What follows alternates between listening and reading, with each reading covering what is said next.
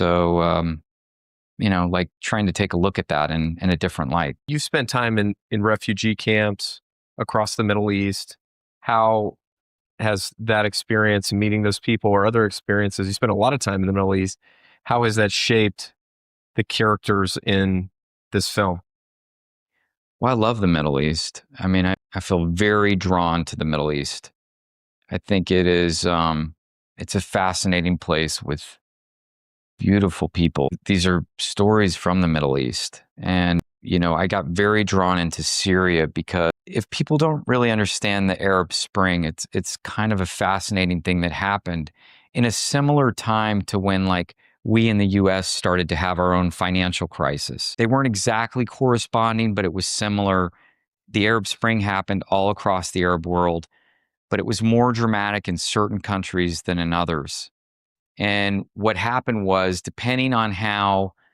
like, depending on how an Arab leader handled it, is what dictated what took place in that country. So if you look at a country like Jordan, the king of Jordan handled things very well, and the country still had protests, still had issues, but the country continued to function and things went on. What happened in Syria, there were protests. Bashar al-Assad, the president of Syria, he turned against his own people and, got very violent and started bombing his own people.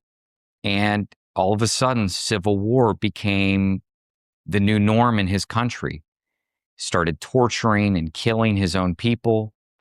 And the next thing you know, millions of people were fleeing for their lives just to try to survive. And the interesting thing that I found about Syrians is that these are very peaceful, good people. And much like the protester here with his flowers, like when Syrian regime soldiers would turn their weapons on Syrian protesters, they would put flowers in their guns, and yet they would get shot. And really, if you trace this back, this all started in Syria due to a few kids who scribbled writings on a wall against Assad. These were just kids. And this really, really rubbed Assad the wrong way.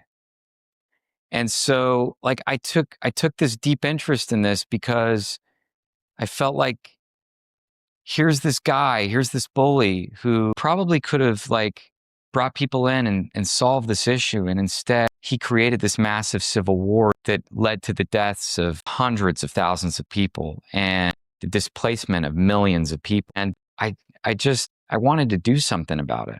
And I talked earlier about like this kind of saint and sinner feeling that I get. And I, like there's this feeling in me that I want to go fight. And I try to avoid that at all costs because it's not good for me to do that. So I try to channel that into art. And that's what I've tried to do here is create a piece of art that will hopefully show what was done and hopefully create a lasting testament to what the Syrian people went through. One thing that's really interesting about the film is this sort of dual sides of characters where you see someone that you say, wow, that's not a good person. They're doing something, committing some act of violence against someone else or sort of hurting someone else through helping themselves. And then on the flip side, you see that same person who is taking care of their family, or, you see the sort of the human side of maybe some of the reasons why they're doing some of these horrible things or difficult things. How do you think about these different characters and how you showed both the tough parts of what these people went through, but also the humanity of who they were? People are tricky.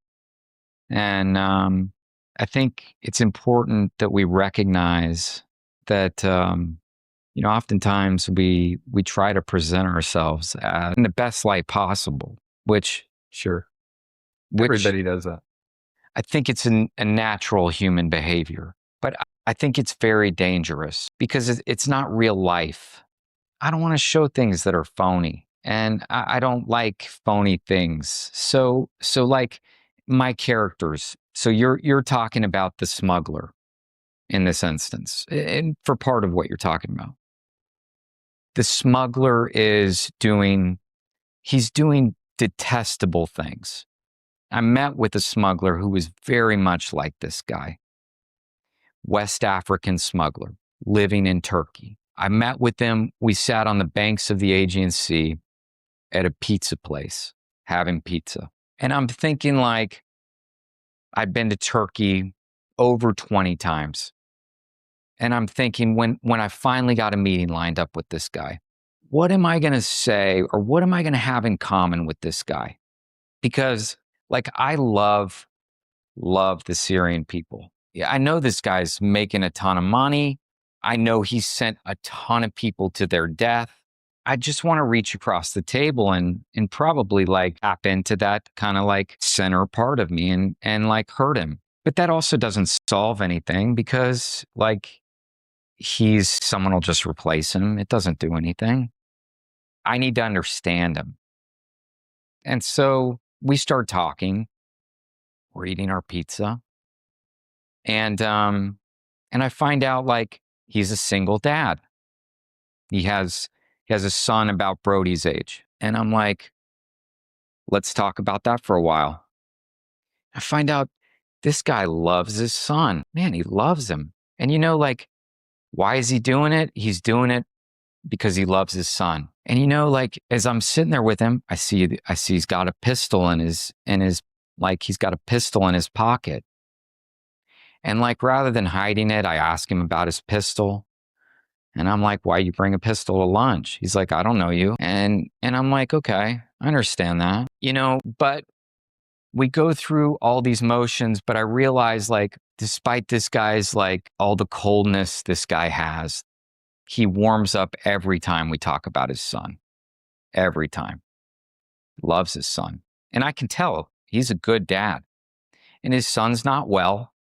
And he's a single dad, doesn't want to talk about what happened to his wife. I don't know what happened to her, or and he's just trying to get by like the rest of us. Are his methods good? No. And is it forgivable? I'm not his judge. I certainly am not okay with the way that he's doing things, but he is the man that he is. I can't change him. And he tells me that he hopes someday to go to America. That's weird. It's weird that that's his hope. He wanted to change his life. So all this goes back into the script. So when I'm writing this, I try to put my own emotions onto this character and my own insecurities as a dad of, like, I work too. And, like, there are times that, like, I'm away and I wish I was there. I'm like, what am I doing? I'm over in Turkey, and, like, I should be back home with my son. So I'm not doing the same things he's doing, but, like, I'm falling short sometimes too. And I need to be like, I need to be self-aware enough that I also am, like, not harmless. Now, maybe my sins aren't his sins, but does that mean I'm the judge? Also, I don't think that's okay. That's not who I am. I'm not the one making those calls. So I don't think that I'm qualified to judge the magnitude of sins. And I can only look at myself and say I can do better. And I hope he does too. But on that day, the one thing I know is the one thing we did have in common was we both loved our sons. And while I detest what he was doing, we found some common ground. I think this is something that's deeply in you that I've seen, is that, like, you really don't judge people, and most everybody else does judge people. And so I think that's helped me a lot of just, like, try to breathe, take a second, and try to put yourself in this person's shoes. It doesn't matter who it is. Could be someone living on the street. It could be someone who's said something horrible to you, or, raged at you on the freeway or something. But just, realize that they're going through something. There's something, and maybe part of why they're like this is they're going through something maybe horrific, maybe impossible. And, you know, this is the sort of the only way they can sort of deal with this horrific thing that they're experiencing in this other part of their life. Yeah, I try to think about not judging people. Think about someone on their worst day and don't judge people for their worst day. I mean, there are certainly others that have to do that, but that's not for me to do. And if you think about your worst day, consider that person Think maybe about it a lot. well, if you think about your worst day and you consider that person may be having their worst day, Yeah. makes it a little easier to have empathy. What do you want people to get from watching I Was a Stranger? I feel like my job as an artist and as a filmmaker is to put you in a position to feel. I don't want to make films that are sterile. And if you watch the film and you're moved by it, whatever you felt, that's perfect. And if you leave the film emotionally moved, then I did what I intended to do. I know a lot of people, when a humanitarian crisis hits, you know, they kind of they start texting their friends about it. They start posting online about how terrible it is. But you're somebody that I've seen over and over again, like run to those places and actually help people. How did you start to get involved in some of these refugee and crises around the world? And what's kind of drawn you into that? Because I think because we have such an international background, I feel very comfortable in other parts of the world and with other people. I can't think of a place I've been in the world where I haven't been comfortable. And so kind of the first time I went somewhere that was disaster related, I mean, I guess as a kid we would go to, help during hurricanes in Florida, but as an adult I went to Haiti 3 days after the earthquake, and I helped there for 10 days because of my French, and I helped with a team of doctors in Haiti. And then I went to the DR Congo, and I helped there during the war. Syria, Turkey. I was in Syria during the war. Gaza. I was the first American to fly humanitarian aid over Gaza. Jordan. I mean, I just feel comfortable in these areas because I think people need help. I feel comfortable helping. I don't need to I don't broadcast it. I don't publish it. I'm not I guess in Haiti, I was on Twitter at the time and haven't been since.